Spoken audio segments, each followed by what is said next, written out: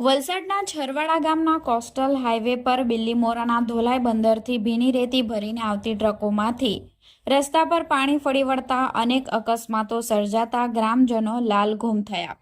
બિલ્લીમોરાના ધોલાઈ બંદર પરથી ભીની રેતી ભરીને વલસાડ તરફ જતી ટ્રકોના કારણે કોસ્ટલ હાઈવે પર અકસ્માતોની હારમાળા સર્જાઈ છે। ટ્રકોમાંથી સતત પાણી ટપકવાના કારણે રોડ અત્યંત લપસણો બની જતા આજે સવારે એક સાથે 4-5 અકસ્માતો થતા સ્થાનિક લોકો રોષ ફાટી નીકળ્યો હતો।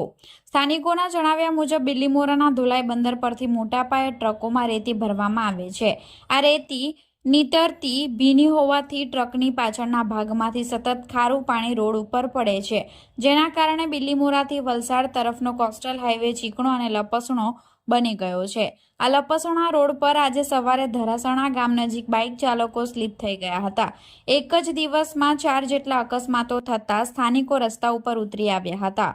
પ્રત્યક્ષદર્શીઓના જણાવ્યા મુજબ એક મોપેડ પર જઈ રહેલા વિદ્યાર્થીઓ ટ્રકની અડફેટે આવતા માંડ બચ્યા હતા। ભીના રોડના કારણે બાઇક સ્લીપ થઈ હતી। સદનસીબે મોટી જાનહાનિ ટળી હતી।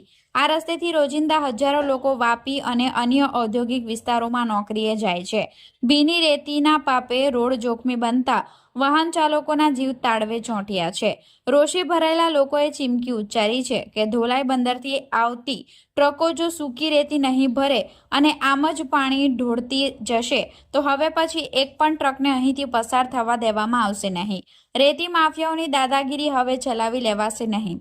ભીની રેતી ભરેલી આ ટ્રકો ધોલાઈ બંદરથી નીકળીને હાઈવે પર બે રોકટોક ફરે છે, છતાં તંત્ર કેમ આંખ આડા કાન કરી રહ્યું છે? શું તંત્ર કોઈ મોટા અકસ્માતની રાહ જોઈ રહ્યું છે? તેવા સવાલો લોકમુખે ચર્ચાઈ રહ્યા છે। આ દિલ્હી માટે અમારા આ કોસ્ટલ બિલ્લીમોરાથી વલસાડ સાઈડે ટ્રક દિલ્હી માટે ભીનેલી રેતીવાળી એકદમ પાણીવાળી રેતીની ગાડી જાય છે દિલ્હી। એના માટે દિલ્હી માટે બે ત્રણ આજે તો 4 એક્સિડન્ટ થયા છે। ધરાસણામાં 4-5 એક્સિડન્ટ થયા। હવે દિલ્હી અમારે જાનનો જોખમ હું કામ કરવો? સૂકી રેતી લઈ જાઓ, ધંધો કરવો, અમે નાના નથી પાડતા, પણ આ ભીનેલી રેતી લઈ જાય, આ રોડ ઉપર દુનિયાભરનું પાણી પડે એના લીધે કેટલાઓ લોકો નોકરી આ બિલ્લીમોરાથી લઈને બધા જ નોકરીએ જાય છે વાપી। તો સવારે આની ઉપર કેટલી ગાડી સ્લીપ થઈને પડે છે, તો એનો જીવ જાય તો એનો જવાબદાર કોણ? ગામ લોકો નહીં કરવાના તો બીજું કોણ કરવાના? હવે પછી એક બી ગાડી રેતીની જશે નહીં અહીંથી। ખાસ કરીને ગામજનોની શું માંગ છે? કઈ રીતની દાદાગીરી કરી રહ્યા હતા રેતીવાલા?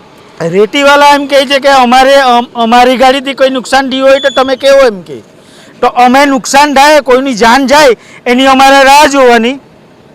અત્યારે એક્સિડન્ટ થયું એમાં પેલા ભાઈની છોકરી, ભાઈ અહીંયા આવજે, આ ભાઈની છોકરીની ઉપરથી ગાડી ચડી જતે, બચી ગયા એટલે નસીબ છે આ જ ગાડીમાં, અને અમારે હું જીવ જાય તેની રાહ જોવાની। બધા ડ્રાઈવર નશામાં હોય છે। રહેવાનું છરવાડા। આજે સવારે લગભગ 7:30ના આજુબાજુમાં મારો છોકરો અને મારો ભાણેજ એક્ટિવા લઈને જઈ રહ્યા હતા, તો સાહેબ રેતીનું પાણી એટલું રસ્તા પર હોય છે કે એમની ગાડી સ્લીપ મારી ગઈ છે અને પાછળ જે ટ્રક જોવો છો એ એમના પર ચડી રહી હતી, તો એ લોકો બાલ બચી ગયા છે। અમે ઘણીવાર રજૂઆત કરી, તેમ છતાં કોઈ નિકાલ આવ્યો નથી અને રેતીનું પાણી રસ્તા પર પડે છે અને ઘણા લોકો સ્લીપ મારે છે। આજે સવારે 7:30થી 7:30ના સુમારમાં 4થી 5 લોકો પડ્યા છે અને નાની મોટી ઈજાઓ થઈ છે। આમાં સાહેબ સરકારનો મિલીભગત છે કે શું? ઘણીવાર કાર્યવાહી કરી છતાં કોઈ નિકાલ આવ્યો નથી, તો જલ્દીથી જલ્દી નિકાલ આવે એવી અમારી રજૂઆત છે। કુશાંગ પટેલ।